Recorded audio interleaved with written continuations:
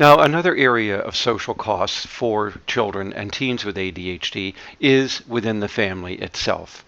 Research going back more than 40 years now has documented that ADHD in a child result in much greater conflict within the family, both between the parent and child and between the child and any other children that may happen to be in the family.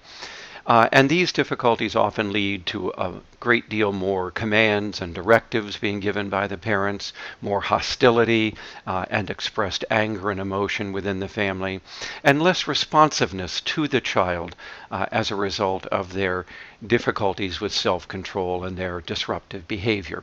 So as this slide shows, there are many consequences within the family, social costs, if you will, for a child having ADHD. And more recently, research has shown that if the child's ADHD is not managed properly, then these within family conflicts may well go on to increase the likelihood that parents may divorce as a result of trying to cope with this child's difficulties. And of course we know that because of the child's disruptive behavior, both at home and at school, it may necessitate that parents take more time off of work in order to deal with the crises that the child's behavior may be presenting. More recently, research by several investigators has shown that where the parent has ADHD, it's likely to have an adverse effect upon their parenting as well. Now, research shows that about 25 to 30% or more of the parents of ADHD children have ADHD themselves. And that makes sense because it's largely a genetic disorder. And therefore, if the child has it, it's likely that they've obtained the disorder through the genes they've inherited from one or both parents.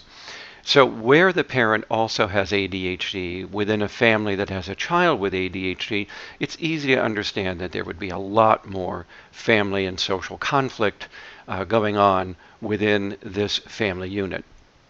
We find that parents with ADHD, because of their own disorder, may be less attentive to their children, may be less rewarding of their child's behavior, and may operate a household that is less organized and consistent in the way that it handles family routines.